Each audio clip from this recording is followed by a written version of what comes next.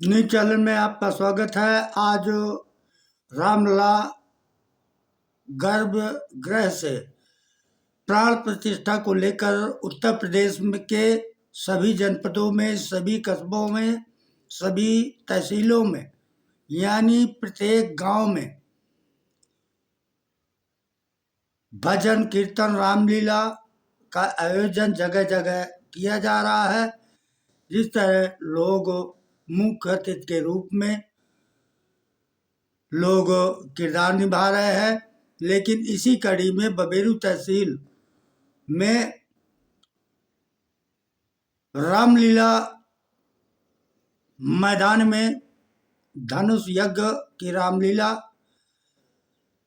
की प्रस्तुत की गई है, जिसके मुख्य अतिथि पूर्व प्रत्याशी रहे 2033 बबेरू के अजय सिंह पटेल के नेतृत्व में रामलीला का भव्य आयोजन किया गया है, जिसमें महिलाओं पुरुष ने बढ़ चढ़कर हिस्सा लिया और वहां अपने अपने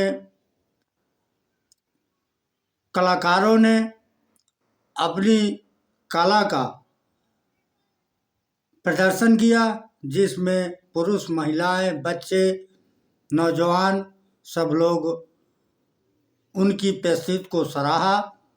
नथु प्रसाद पटेल को दीजिए इजाज़त। चैनल को सब्सक्राइब करें, फेसबुक, इंस्टाग्राम, ट्विटर में फॉलो करें। अब देखिए आगे की रिपोर्ट।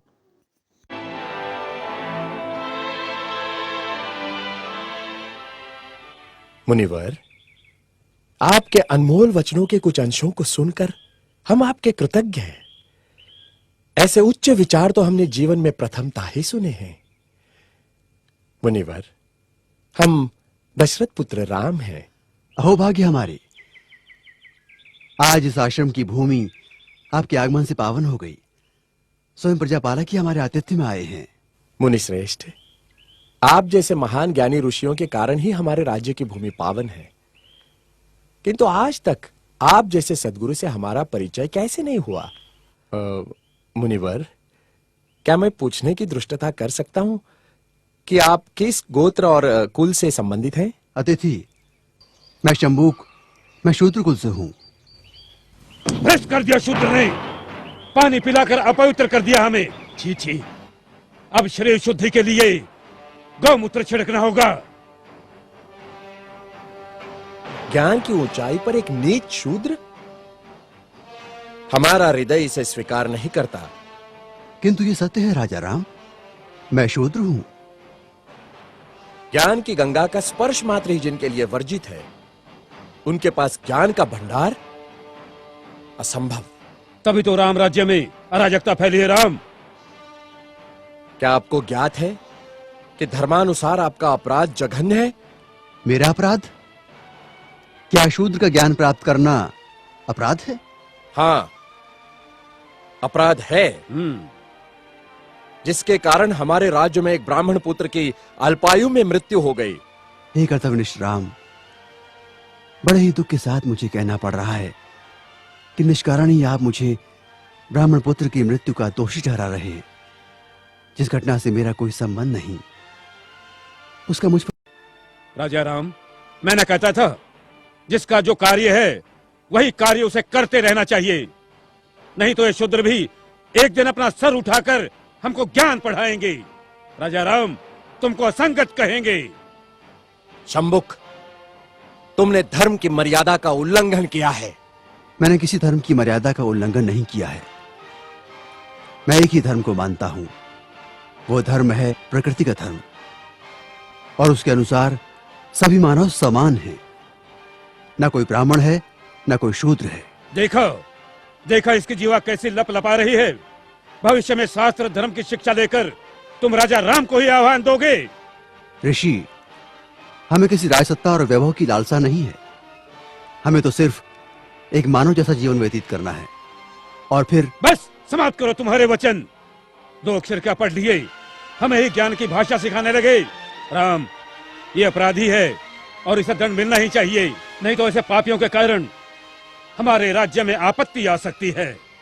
आपके धर्म की, पाप और पुण्य की कल्पना से मैं अच्छी तरह परिचित हूं। वो सारा पाखंड आपने अपने स्वार्थ के लिए रचा है और सारी प्रजा को मूर्ख बना रहे हैं। अपनी वाणी को रोको शंभुक। हम अपने परम पूज्य गुरु का और अपमान नहीं सह सकते। तुमने धर्मोल्लंघन किया है, जिसके कारण हमारे राज्य में एक ब्राह्मण पुत्र की अल्पायु में मृत्यु हो गई। हम अपने राज्य के ब्राह्मणों को और व्यथित नहीं कर सकते शूद्र। किंतु ब्राह्मण पुत्र की मृत्यु का कारण मैं कैसे हो सकता हूं? हे राजन, बड़ी नम्रता से दुस्साहस कर रहा हूं। आप तनिक अपने मन दर्पण में झांक कर तो देखें, तो आपको पता चलेगा कि आज की और कल की आपकी छवियों में कितना अंतर पड़ा है। हे मर्यादा पुरुषोत्तम, राजा के अहंकार को कुछ क्षण के लिए त्याग कर तो देखो। मुझे स्वप्न में भी आशा नहीं थी कि देवताओं के मान्यवर दशरथ पुत्र राम का इतना नैतिक पतन हो जाएगा। किसी ने बस कह दिया तो आपके सोचने की शक्ति क्षीण हो गई। राजदंड की आड़ में ऋषि का वध करने के लिए उद्युक्त हो गए। दोषी मैं नहीं राजा राम, अपितु ब्राह्मण पुत्र की मृत्यु के लिए दोषी आप हैं। अपनी विष उगलती जिह्वा को रोको शंभुक। मुझे भयभीत करने की चेष्टा न करो राम। जब जब किसी शूद्र ने परंपरागत सामाजिक दास्तां की बेड़ियां तोड़ने की चेष्टा की, तब तब धर्मांधों ने उसकी हत्या कर दी। मुझे मृत्यु का भय नहीं राम। एक शंभुक जाएगा तो दूसरा शंभुक निश्चित ही पैदा होगा। शंभुक, मैं राम, स्वाभिमान और स्वतंत्रता का लघु जीवन भी दास्ता और अपमान से भरे दीर्घायु से कई गुणा सुकर है। अब यदि एक भी शब्द तुम्हारे मुख से और निकला तो मैं सत्य हूं और सत्य की कभी मृत्यु नहीं होती।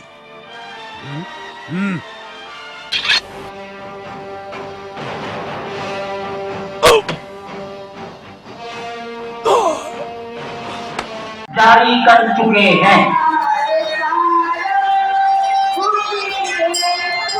उत्तर प्रदेश सरकार की ओर से योगी आदित्यनाथ जी महाराज, माननीय मुख्यमंत्री, के चांदी के 2 बड़े मॉडल हैं।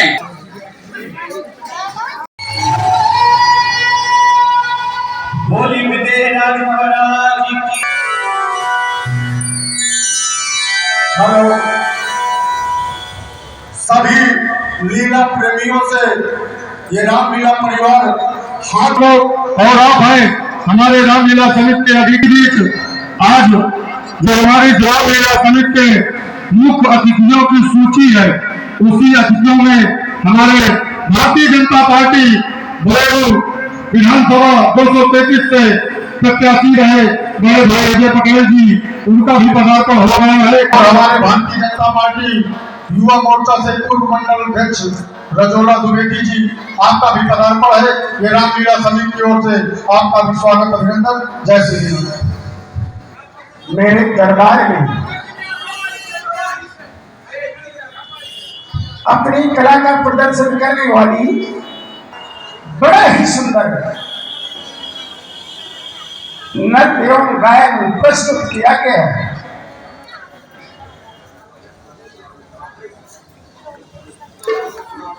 तुम्हारे द्वारा, और हमें भी देखा तुम्हारा नृत्य सुनाई कला। क्यों? क्योंकि ये कला सबको प्राप्त, उसी को प्राप्त, उसी को वो ही प्राप्त होती है। चोट सह कर वो तो शंकर कहने का भाव, जिसने भी अपने जीवन में संघर्ष किया, परिश्रम किया, सफलता उसे ही महान बनाया करती है। पढ़ने की जरूरत नहीं होती। राजनर्तकियों, तुम्हारे द्वारा जो है संगीत की प्रस्तुति प्रस्तुत की गई, वास्तव में तुम्हारी ये प्रस्तुति प्रशंसनीय है। तो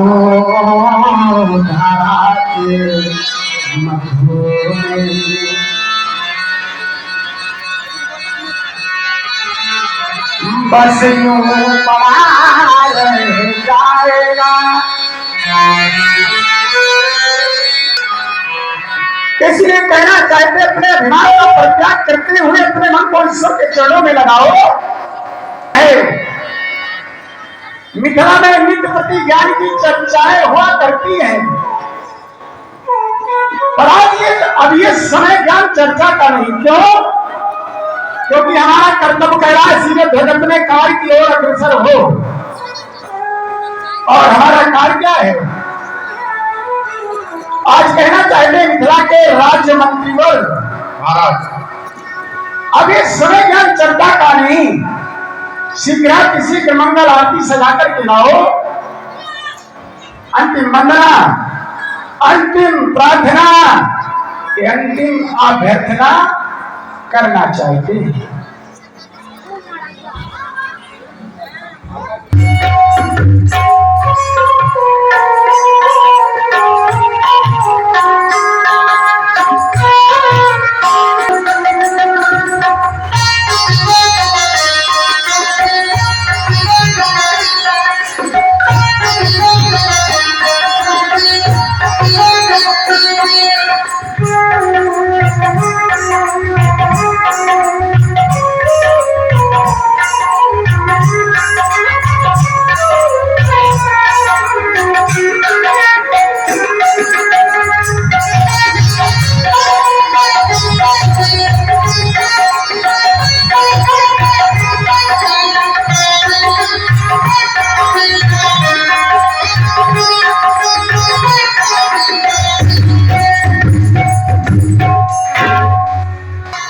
तब से आज तक को हम मिथिला में आपकी नित्य प्रति पूजा